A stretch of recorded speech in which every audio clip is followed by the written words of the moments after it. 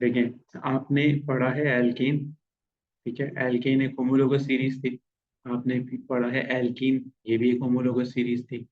Then आपने पढ़ा है अल्कोहल, वो भी एक होमोलोगस सीरीज थी। देन आपने पढ़ा है कार्बो ऑक्सिलिक, ये भी एक होमोलोगस सीरीज थी। ये चार मेन होमोलोगस सीरीज आपने। होमोलोगस सीरीज किसे कहते हैं?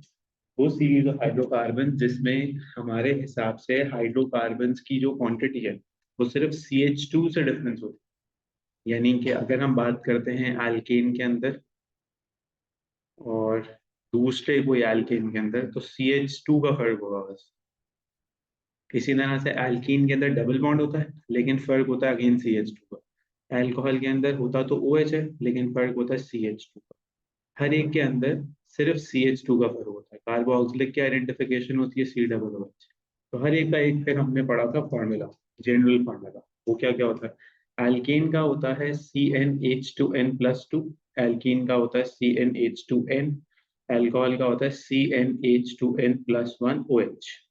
और कार्बोक्सिलिक का होता है CnH2n+1 COOH। ये सबके याद करने, ये याद होने चाहिए। तो वन में वो क्या कहता है कि हमारे पास जो डिफरेंट फॉर्म इथीन है। ओके, इथीन और इट्स होमोलोगस सीरीज। तो इथीन का एम्पेरिकल फार्मूला होगा, इथीन होता है वैसे C2H4, क्योंकि ये एक एल्कीन है। और एल्कीन फिट इन होते हैं CnH2n पे। एन अगर 2 है तो हाइड्रोजन के साथ 2 times n would be 4, right? तो इसका एम्पेरिकल फार्मूला क्या, कैसे निकालेंगे हम? एम्पेरिकल फार्मूला हम निकाल सकते हैं एज टू फैक्टराइज कर ले अगर हम, तो CH2 बन जाएगा। So this becomes empirical formula. Molecular formula है C2H4। जनरल फार्मूला है CnH2n। So option A is correct. ठीक है, टू पे आ जाए।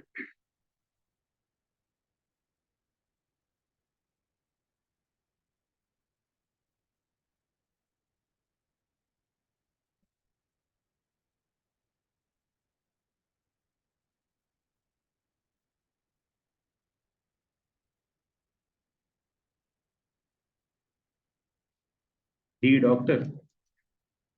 Which compound is the empirical formula with its greatest relative formula? तो देखें, can I erase this one? आपको एम्पिरिकल फार्मूला फाइंड आउट करना है वो वाला जिसका रिलेटिव एमआर सबसे ज्यादा। सबसे पहली चीज, अगर हम डी की बात करते हैं तो इसका एम्पिरिकल फार्मूला आ जाएगा CH। एस कॉमन टर्म होगी 6। तो इसका जो रिलेटिव फार्मूला मास होगा वो तो बहुत कम होगा, 12+1 13 हो जाएगा। फिर आ जाए C5H10। ये लिखा जा सकता है CH2 × 5, राइट? तो इसका एम्पिरिकल फार्मूला क्या हो जाएगा? सॉरी, इसका एमआर कितना आ जाएगा? Carbon is 12, hydrogen is 2, which would be 14। फिर आ जाए C4H10। तो C4H10 का अगर हम सिंप्लीफिकेशन करते हैं तो this would be C2H5, right? ×2। क्या ख्याल है? सो C2 मतलब 24, 5 हाइड्रोजन मतलब 29। C2H5 है ये, बल्कि C2H6 लिखा हुआ है। तो अगर आप उसको सिंप्लीफाई करेंगे so this becomes CH3 × 2। So carbon is 12, hydrogen is 3, which is 15। तो इसमें से ग्रेटेस्ट वैल्यू कहाँ पर? बी। ये बताइए, समझ में आती है बात? Mustafa looks confused. What happened? देखो, आपको एम्पिरिकल फार्मूला तो फाइंड आउट करना है, लेकिन वो एम्पिरिकल फार्मूला जिसका मैथ ज्यादा हो। तो अगर आप ऑप्शन ए में एम्पिरिकल फार्मूला फाइंड आउट करते हो तो वो ये बनेगा, राइट? बी में ये बनेगा, सी में ये बनेगा, डी में ये बनेगा। लेकिन इन सब के मैसेज जब आप कैलकुलेट करो तो इसमें एक कार्बन है, एक हाइड्रोजन है, तो 12+1 13। इसमें एक कार्बन है, दो हाइड्रोजन है, तो 12+2। सही है, 12+2 14। फिर यहाँ आ जाओ तो दो कार्बन है और पांच हाइड्रोजन है, 29। यहाँ पे एक कार्बन है और तीन हाइड्रोजन है, 15। तो सबसे ज्यादा ग्रेटेस्ट एमआर कहाँ पे? बी में है ना, 29।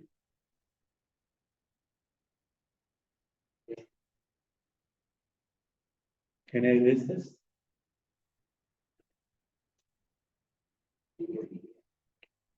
3 का आप कहते हैं बी। चलो इनको भी करने का जरा।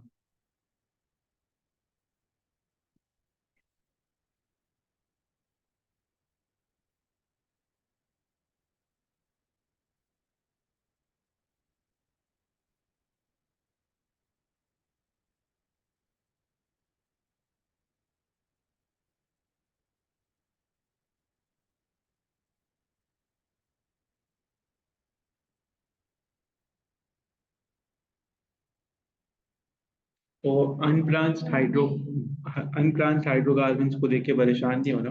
अनब्रांच्ड हाइड्रोकार्बन्स बेसिकली वो हाइड्रोकार्बन्स होते हैं जो सिंपली स्ट्रेट चेन होते हैं, जिसमें कोई आपके पास सब्सटेंस कहीं साइड पे अटैच नहीं, जैसे हम आइसोमर्स में करते हैं।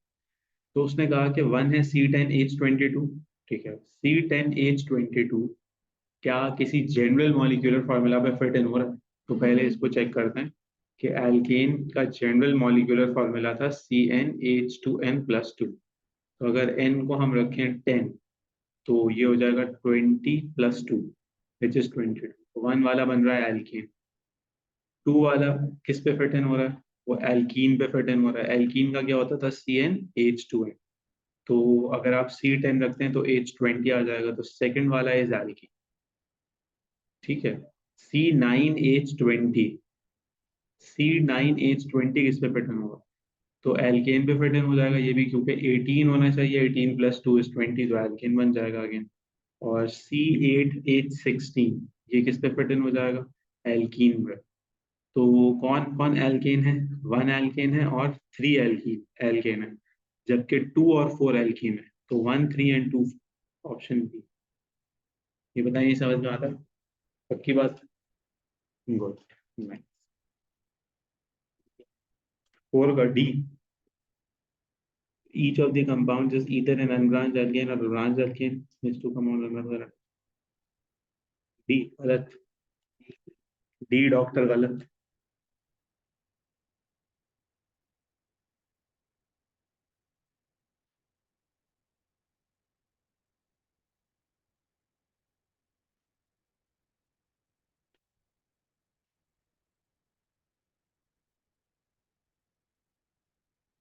अब visible C9H18, C9H20, C10H20, C10H20। देखें, सबसे पहली चीज ये है कि जब हमने एल्केन्स किए थे, तो एल्केन्स के केमिकल रिएक्शन में हमने एक ही किया, वो था क्या? सब्स्टिट्यूशन।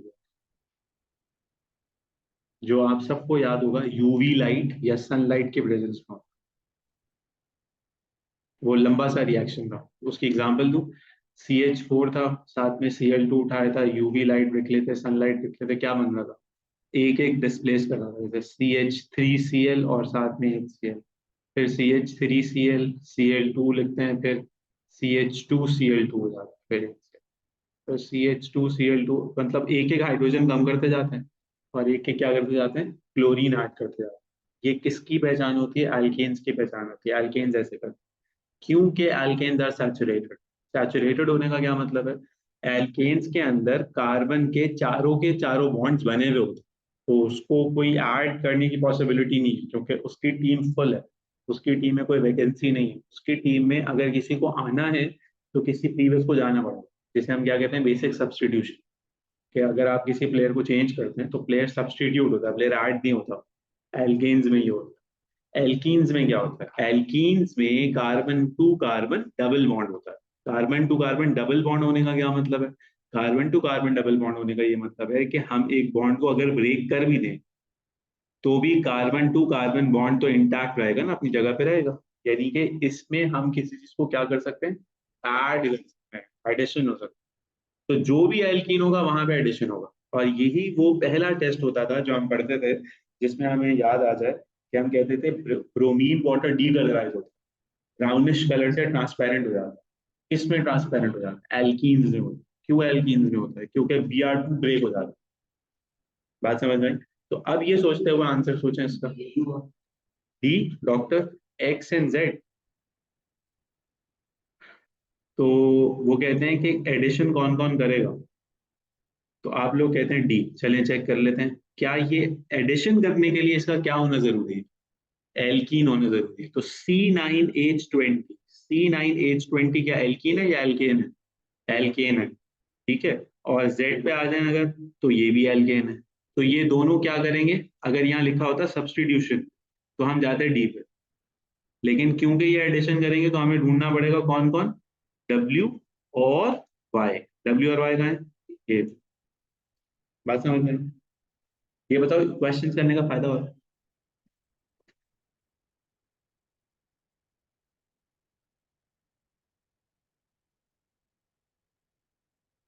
चलिए क्वेश्चन नंबर 5।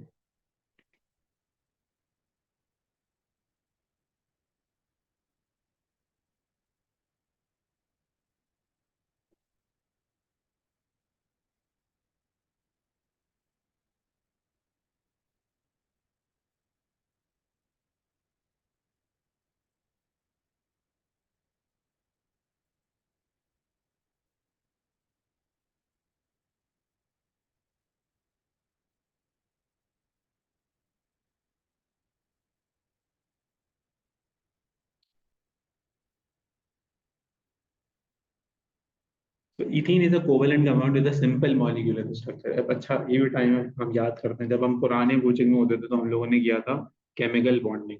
केमिकल बॉन्डिंग में हमारा डिस्कशन अब दोबारा भी होगा क्योंकि हम दोबारा से क्रैश कोर्स कर रहे होंगे। अच्छा उसमें दो तरह के बॉन्ड होते थे, फिलहाल कोवेलेंट के अंदर जरूर। एक होता था सिंपल कोवेलेंट, ठीक है। एक क्या होता था, मैक्रो मॉलिक्यूलर। सिंपल में कौन कौन आता था, सिंगल कोवेलेंट हो गया, डबल कोवेलेंट हो गया, जिसमें एग्जांपल आती थी CH4 लिख लो, Cl2 लिख लो, O2 लिख लो। ये सिंपल हो जाता है। मैक्रो में कौन कौन होता, मैक्रो में एक तो सबसे इंपॉर्टेंट होता था डायमंड, जिसमें हम कहते थे कार्बन 4 बॉन्ड बना। एक होता था ग्रेफाइट, ठीक है। इसके साथ दो और होते थे, एक होता था SiO2 सिलिका, और एक होता था I2। तो कभी भी मैक्रो और सिंपल में परेशान नहीं हो। सिंपल अगर कोवेलेंट लिखा हुआ है कहीं पे इसका मतलब है low boiling point, low melting point, gas होगा या लिक्विड होगा। मैक्रो अगर लिखा हुआ है तो वो क्या होगा, हार्ड होगा, हाई मेल्टिंग पॉइंट होगा, स्ट्रांग होगा, बहुत सारी एनर्जी चाहिए, यानी कि आयोनिक टाइप का होगा। सिंपल, ये बस कहना कि आयोनिक है, आयोनिक से मिलता जुलता होगा प्रॉपर्टीज।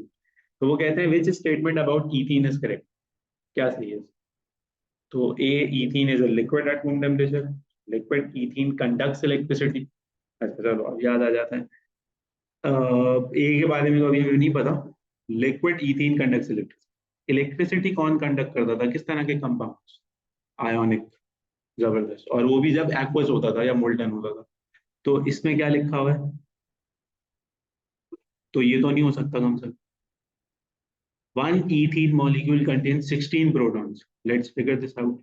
ईथीन का क्या मतलब है, ईथ का मतलब होता है दो कार्बन, डबल बॉन्ड H4, कितने प्रोटॉन्स कह रहे हैं, 16। काउंट कर लेते हैं।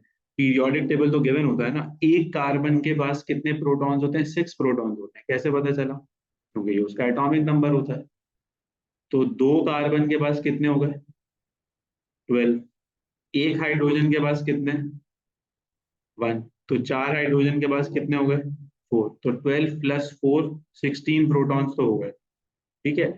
लेकिन क्या ये इसकी कोवेलेंट नेचर को शो कर रहा है या ये इसके मॉलिक्यूलर स्ट्रक्चर को शो कर रहा है। तो सवाल का जवाब है हाँ कर रहा है, क्योंकि अगर ये 16 प्रोटॉन जिसके पास है तभी ये एक नॉन मेटल है ना, तभी ये नॉन मेटल है तो ये कोवेलेंट बॉन्डिंग कर। अगर ये मेटल होता तो फिर तो इसके प्रोटॉन्स डिफरेंट होते हैं, फिर तो ये ग्रुप 1 में होता है या ग्रुप 2 में होता, फिर तो ये कभी भी कोवेलेंट बॉन्डिंग नहीं करता। तो अब ये क्या करता, आयोनिक बॉन्ड। तो अब आपको लिंक करने को मिल रहा है कि इसका मॉलिक्यूलर स्ट्रक्चर 6 से लिंक्ड है, तो ये सही लग रहा है बिल्कुल। The total number of shared pair of electrons in ethene is 5। तो अब ईथीन की अगर हम डिस्प्लेड फॉर्मूला बनाएं तो ईथीन का डिस्प्लेड फॉर्मूला ये होना चाहिए। वो कहता है 5 इलेक्ट्रॉन पेयर हैं जो शेयर्ड हो रहे हैं। बिल्कुल गलत है, कैसे गलत नजर आ रहा है, एक इलेक्ट्रॉन पेयर ये रहा, इन दोनों में शेयरिंग हो रही है। एक ये रहा, दो हो गए, 3 4 5 6, कितने शेयर पेयर है, 6। हाँ कितने लिखा है, 5, तो डी गलत। Ethene is liquid at room temperature and pressure, बिल्कुल गलत, गैस होती है वो तो। अच्छा ये भी, ये कहाँ से लिंक्ड है, ये बहुत इंपॉर्टेंट पॉइंट है। जो आपने किए थे ना फ्रैक्शनल डिस्टिलेशन, उसमें आपने ये बात याद की थी, C1 से C4 सारे क्या होते हैं, गैसेस। C4 अब क्या होते हैं, लिक्विड्स। C17 तक लिक्विड्स होते हैं, C17 ऑनवर्ड्स क्या होते हैं, सॉलिड्स।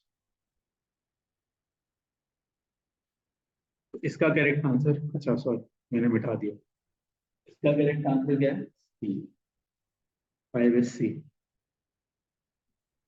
चलें आगे।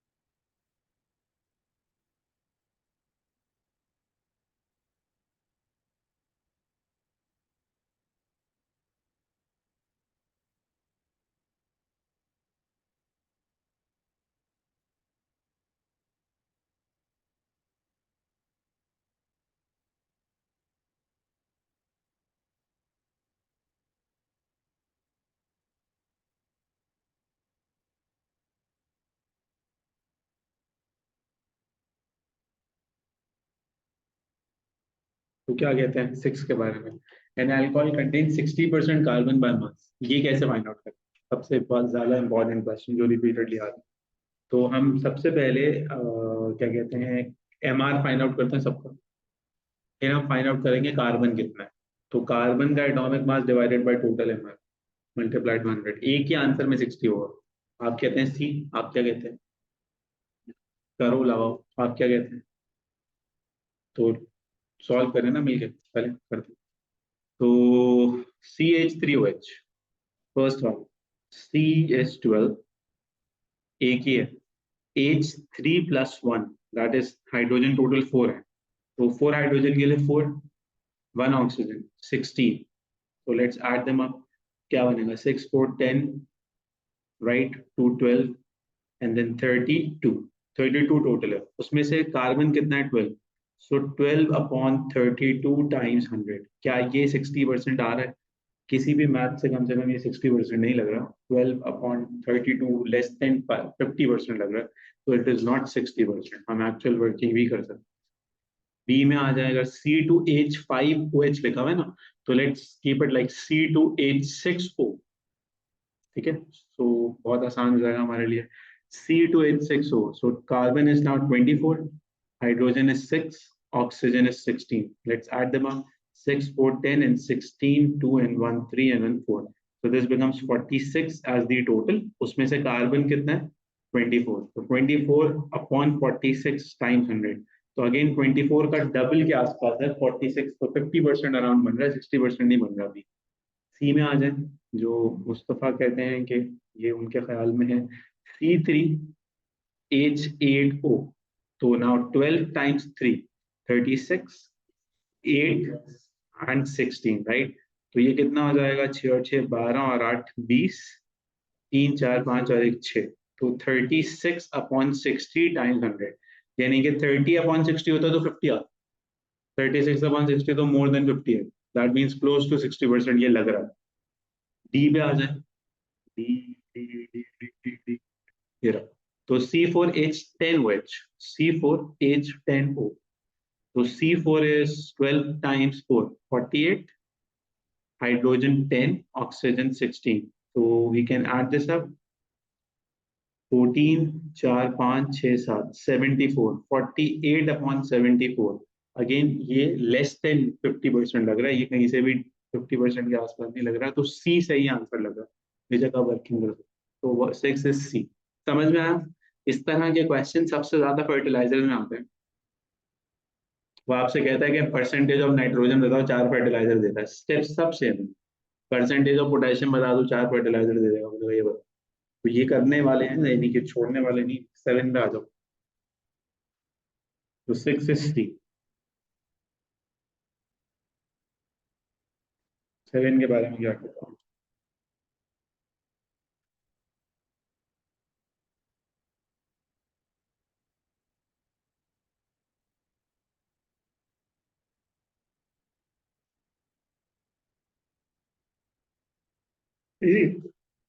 देखिए वो कहता है substance x, molecular formula C4H8।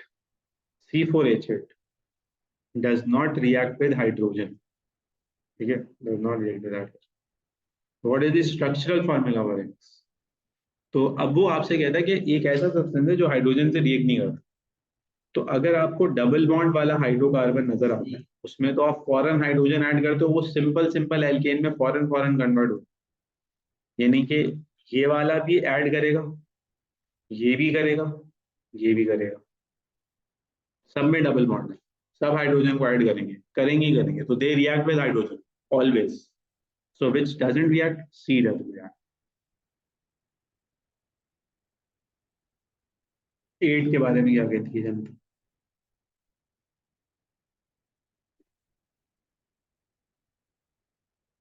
Which property of the alkanes does not increase as relative molecular mass increases? कौन सी प्रॉपर्टी बढ़ती नहीं है? बॉइलिंग पॉइंट बढ़ता है, बिल्कुल बढ़ता है। मतलब क्या इस बात का? पहले तो सवाल समझे ना। कार्बन 1 है, कार्बन 2 है, कार्बन 3 है, कार्बन 10 है। तो क्या इंक्रीज हो रहा है? कार्बन इंक्रीज हो रहा है। तो जाहिर है मॉलिक्यूलर मास इंक्रीज हो रहा होगा, तो बॉइलिंग पॉइंट इंक्रीज होता है, मेल्टिंग पॉइंट इंक्रीज होता है, विस्कोसिटी इंक्रीज होती है, डेंसिटी इंक्रीज होती है, स्मेल जो है वो डिक्रीज हो जाती है, स्ट्रक्चर सॉलिड बन जाता है। सही है, तो ए भी इंक्रीज होता है, बी सी भी होता है, बी नहीं होता। फ्लेवेबिलिटी डिक्रीज होती है, फ्लेवेबिलिटी उल्टी चलती है, यानी कि आपको जलाने में ये सबसे आसान है, जलाने में ये सबसे ज्यादा मुश्किल, जो हमने बात पढ़ी थी और आपको याद भी कराया था ना। तो बड़ी आसानी से किस चीज को आग लगाते हैं?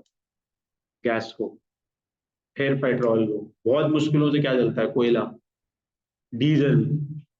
आपको पता है डीजल जो है उसके अंदर आप जलती हुई माचिस से फेंको तब कुछ नहीं होगा, कुछ भी नहीं होगा। क्यों नहीं होगा? क्योंकि वो जलता ही नहीं, हो जलता है हाई प्रेशर पे जाता है, लो प्रेशर में जलता है। तो जितना कार्बन ज्यादा उतना जलाना मुश्किल, जितना कार्बन कम उतना जलाना आसान। खेल खेल, ये समझ में आते हैं सब? आपको समझ में आते हैं? आपको भी समझ में आते हैं? इसको तो समझ में आते हैं लग रहा है, इसके सवाल को जवाब से चलते हैं आगे। ये आ गए हमारे favourite question, 11.2।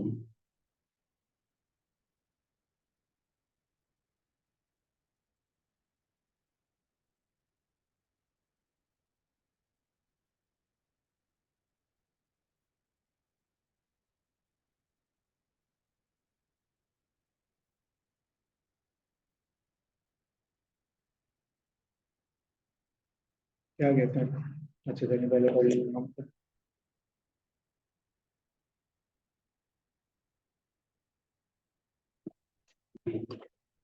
B, B ball, दो वोट सभी के।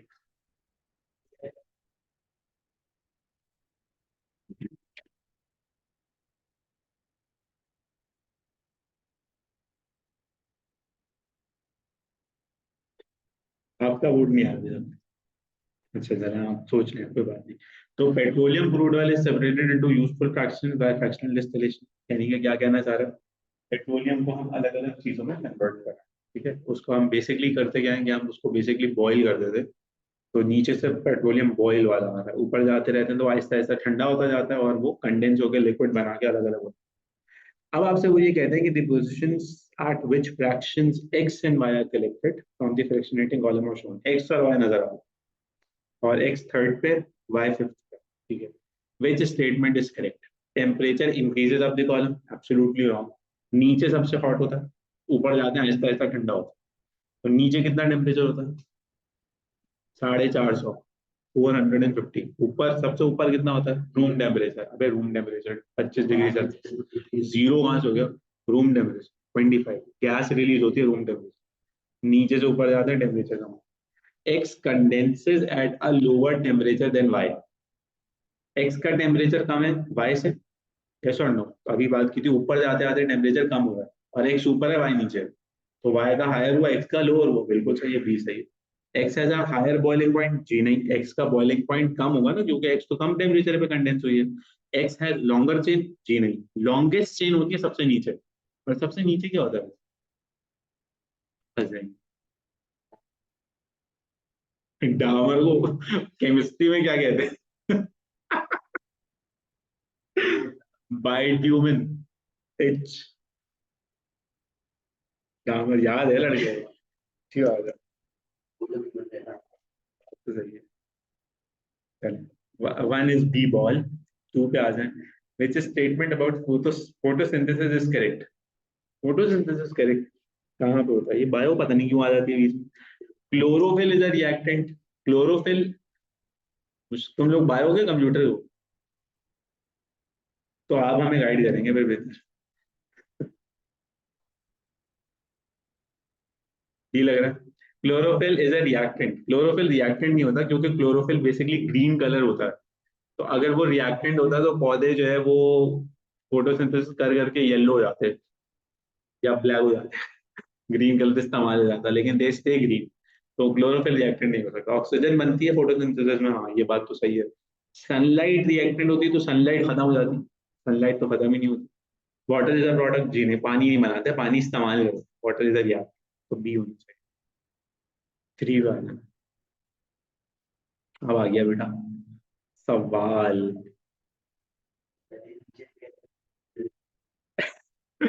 नहीं तो ये अलग अलग ईयर्स में आया है ना, पहले क्यों ले आते?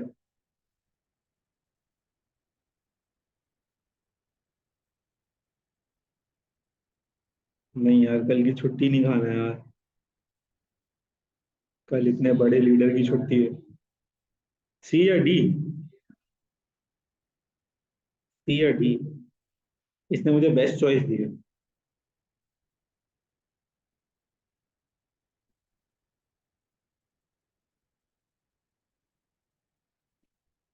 सी लग रहा है। देखें भाई, सबसे पहले वो कहता है आप यूज बता दो। तो करेक्ट यूज बता रहा है। बाइट्यूमेन लुब्रिकेंट के तौर पे यूज नहीं होता।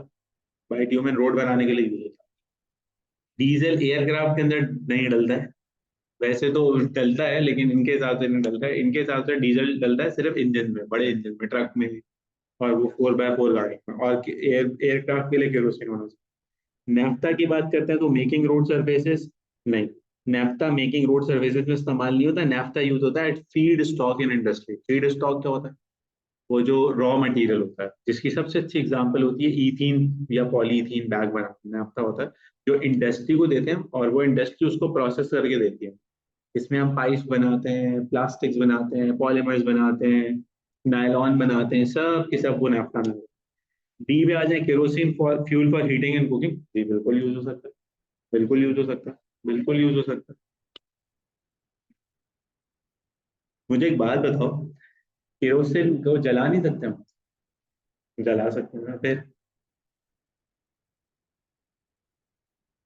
मतलब फिर क्या मसला है? देखो, तुम ये सोचो, असल में इसके जहन में पता है क्या है? इसको नजर आ रहा है कि केरोसिन के आगे होना चाहिए जेट फ्यूल। ये इसके जहन में मसला है। इसके जहन के मसले को अभी सही करता है। ये गलत हो नहीं सकता। पॉसिबल ही नहीं है। बाइट्यूमेन एज ए लुब्रिकेंट डल ही नहीं सकता, क्योंकि बाइट्यूमेन चिपचिपा होता है। तो किसी भी चीज में डालेंगे तो वो तो चिपक जाएगी। उसमें लुब्रिकेशन कहाँ से होगी? डीजल जहाज में डाल ही नहीं सकते, यानी ये इनकरेक्ट है। जहाज का इंजन ही नहीं चलेगा। नैफ्था से रोड नहीं बना सकते, लेकिन इससे, क्योंकि ये कंबस्टेबल है, कुकिंग कर सकते हैं, साथ में ये भी कर सकते हैं, लेकिन कुकिंग कर सकते हैं तो कुकिंग कर सकते हैं। दूसरा ये कि ये कोई इतनी फिक्र नहीं करो, इतने अरसे की बात नहीं है। कुछ अरसे में बेटा हमारे शहर से गैस चली जाएगी। फिर हम लोग जाएंगे दुकान में, लकड़ियां लेके आएंगे, फिर उनको जलाएंगे। समझ जाए, उनको जलाने के लिए सबसे पहले क्या चाहिए? तो मट्टी के तेल में भीगी हुई लकड़ी। सारे कॉन्सेप्ट सीधे हो जाएंगे। तंदूर वालों ने तो शुरू कर दिया। 50 रुपए फी यूनिट महंगी की है उन्होंने गैस। 50 रुपए, जिस जो गैस आ नहीं देगा। चलो खैर, एनीवेज, फोर्ड, नंबर 4, क्या कहते हो फोर्ड के बारे में?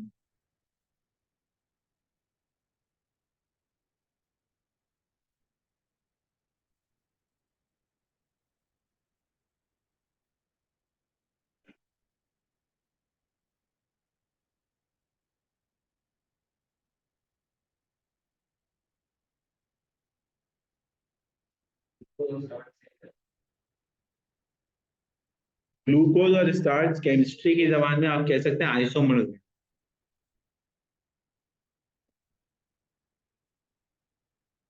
मतलब अब मैंने तुम्हें बताया आइसोमर्स हैं, अब बाकी तुम्हारी सोच है कि तुम क्या सोचते हो। तो equation for photosynthesis is, carbon dioxide और पानी मिला के क्या बना रहे हैं? ऑक्सीजन और glucose, C6H12O। Which statement about photosynthesis is correct? It has a negative enthalpy change. Negative enthalpy change का क्या मतलब है? सबसे पहले एक्सोथर्मिक। एक्सोथर्मिक होने का क्या मतलब है? हीट रिलीज हो रही है, यानी कि पौधे गर्म हो रहे हैं। प्लांट्स गर्म होते हैं? प्लांट्स तो ठंडे होते हैं। क्लाइमेट को मॉडरेट करने के लिए लगाया जाता है, वो तो हीट एब्जॉर्ब कर रहे होते हैं। तो ए तो हो ही नहीं सकता। एब्सोल्युटली रॉन्ग हो गया। It is catalyse by the presence of east. Plants के ऊपर हम क्या ईस्ट डालते हैं ताकि वो रिएक्शन कैटलाइज? जी ऐसा कुछ भी कुछ नहीं होता। The products of photosynthesis are oxygen and starch. जी नहीं, oxygen and glucose. Oxygen and glucose. Starch C12H22O11 होता है। ग्लूकोज होता है C6H12O6। फ्रक्टोज होता है C6H12O6। माल्टोज होता है C6H12O6। तो स्टार्च नहीं बनता, ग्लूकोज बनता है। स्टार्च में और ग्लूकोज में क्या फर्क है मैडम बायो?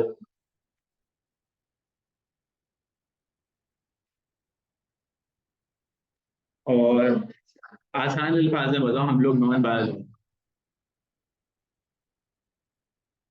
तो ये कैसे पता चलेगा कि प्लांट ने स्टार्च नहीं बनाया?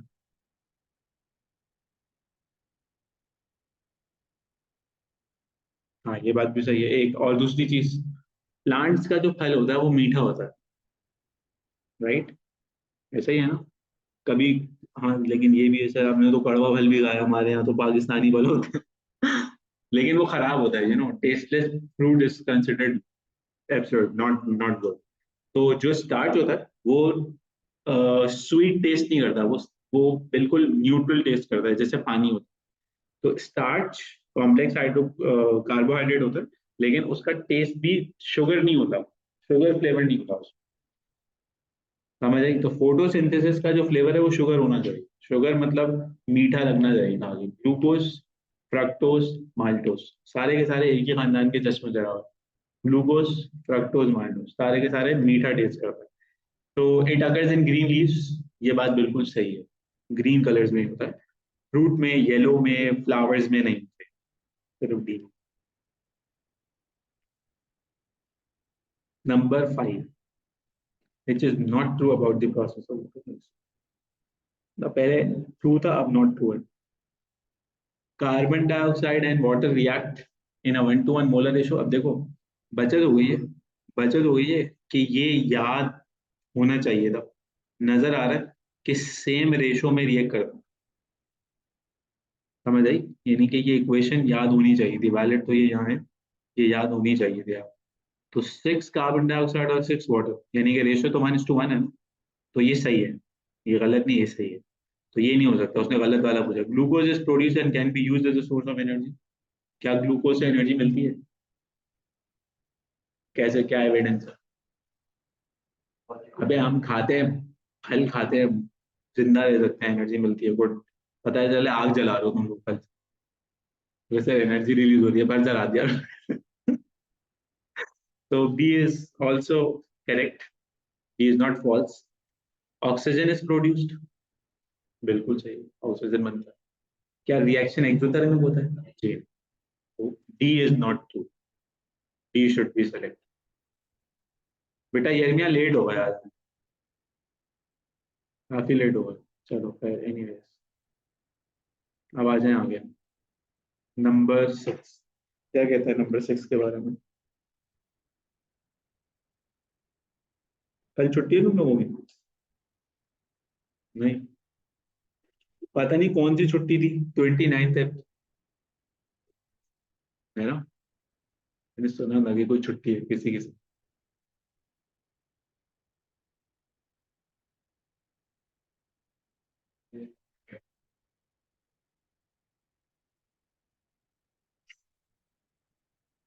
क्या कहते हैं, हाईएस्ट टू लोएस्ट?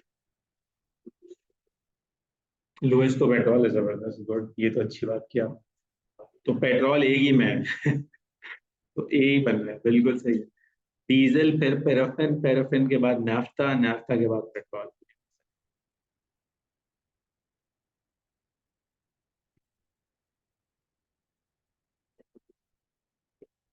क्या?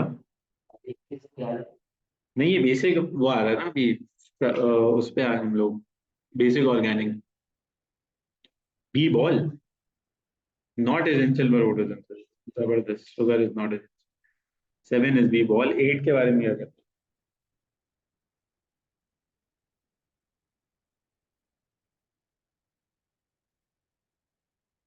Highest temperature,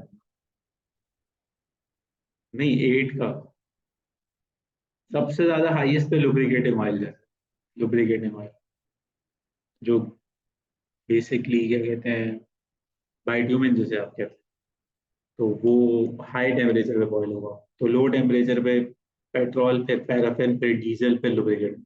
high temperature boiling point होगा सी, 8 इज सी। ठीक है, 9 पे आ जाए। 9 तो रिपीट हुआ है, हाँ 9 बिल्कुल रिपीट हुआ है, 9 को छोड़ देता है।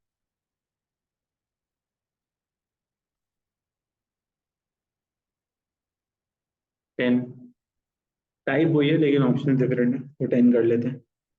Correct use, bitumen a source of polish, जी नहीं, रोड बनाने के लिए। डीजल फ्यूल फॉर एयरक्राफ्ट, जी नहीं। नैफ्था फ्यूल फॉर हीटिंग, जी नहीं। Paraffin a fuel for cooking, yes. Paraffin कौन होता है? एल्केन्स। कौन होता है? एल्केन्स। एल्केन में कौन होता है? Methane, ethane. तो they are used as fuels. ये नाम कहाँ से आया, ये भी बताना पड़ेगा। पैराफिन बेसिकली आया है, पैराफिन बेसिकली आता है लेस, पैरा मतलब लेस, फिन मतलब रिएक्शन, लेस रिएक्शन जो करते हैं उनको हम कहते हैं एल्केन्स, बिकॉज वो सैचुरेटेड होते हैं, वो अपनी जिंदगी में कुछ भी नहीं करना चाहते, चिल होता है उनका सीन ऑन होता है। तो 10 इज डी। ठीक है।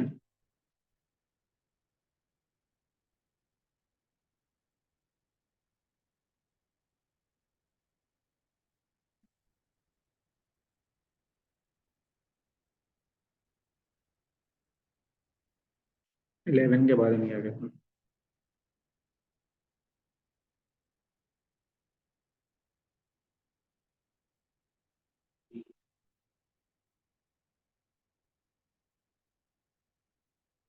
ए, D doctor, diagram shows the fractionation of crude oil. ठीक है, okay, P Q R S T U. तो which row explain by fraction R is collected above fraction S. So boiling point R का क्या होना चाहिए, क्योंकि are ऊपर है तो बॉइलिंग पॉइंट लो होना चाहिए, बिल्कुल सही है। That cancels out A and B. Molecular mass क्या होना चाहिए, लो होना चाहिए, क्योंकि वो भी आर ऊपर जा रहा है, बिल्कुल सही है, तो डी, बिल्कुल सही है, डी, डी इज करेक्ट। चलो 12 पे आ रहा हूँ। आई थिंक 12 वाले बहुत सारे कर लिए, है ना। अब आते हैं, ये कुछ अजीब सा लग रहा है, इसको करके देखते हैं। 13, 13 के बारे में क्या कहते हैं हम लोग।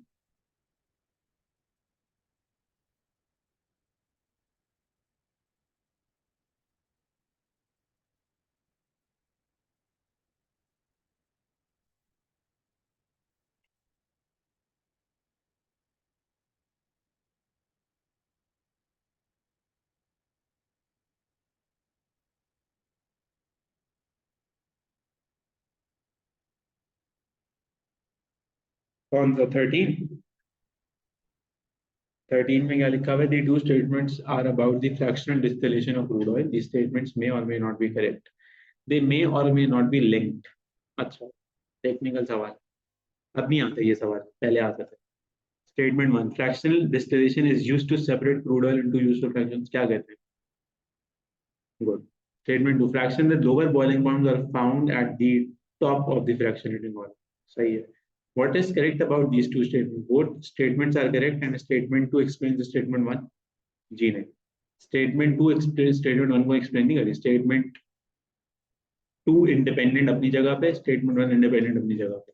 Both the statements are correct but statement two does not explain statement, बिल्कुल सही होगी। स्टेटमेंट वन इज नहीं, ये तो और बात, सी और डी तो हो ही नहीं सकते ना, क्योंकि दोनों स्टेटमेंट सही। तो अब दोनों स्टेटमेंट सही है, लेकिन कौन किसको एक्सप्लेन कर रहा है, कोई किसी को भी एक्सप्लेन नहीं कर रहा। फ्रैक्शनल डिस्टिलेशन का यूजफुल होना इस बात से लिंक भी नहीं है कि लोअर बॉइलिंग पॉइंट वाला अपर बॉइलिंग पॉइंट से क्यों अलग है, कैसे अलग है। ये दोनों independent। तो 13 बी एस करेक्ट। 14 के बारे में क्या है?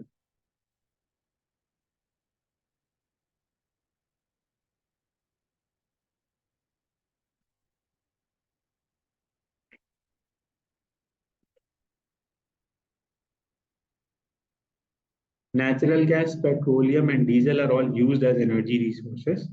Which gas is not produced? तो कार्बन डाइऑक्साइड, कार्बन मोनोऑक्साइड और वाटर तीनों बनते हैं, तीनों बनते हैं, हाइड्रोजन नहीं बनती कभी। अब सवाल ये सर वाटर गैस कैसे हो गया, तो कंबस्शन जब करते हैं तो स्टीम बनती है ना, वेपर बनता है, तो वो गैस कंसिडर ही करेंगे आप, तो स्टीम ही बनता, बाकी सब बनता। 15 पे आ जाए।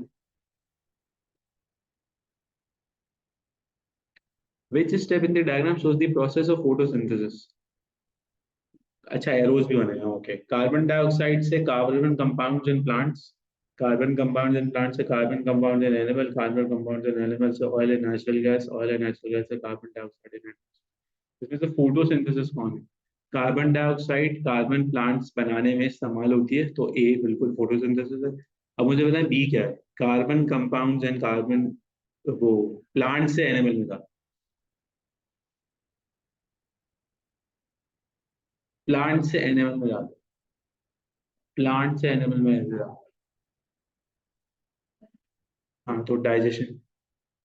ठीक है, अच्छा सी पे आ जाए, सी क्या होगा, कार्बन कंपाउंड एंड एनिमल से ऑयल एंड नेचुरल गैस, ये फॉसिल जबरदस्त। और डी, डी क्या होगा, ऑयल एंड नेचुरल गैस से कार्बन डाइऑक्साइड, ये होगा कंबशन, जबरदस्त।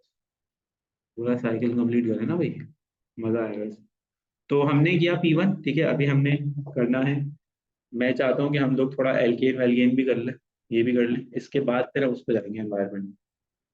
ठीक है, और फिर उसके बाद हम करेंगे इंशाल्लाह वाला P4, 5-6 P4 छुट्टी।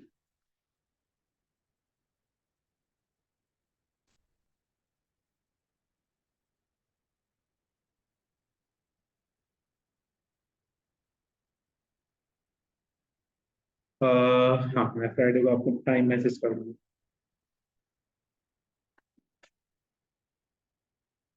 आप लोगों की यहाँ पे और तो कोई क्लास नहीं होती ना? क्या टाइम पे होती है?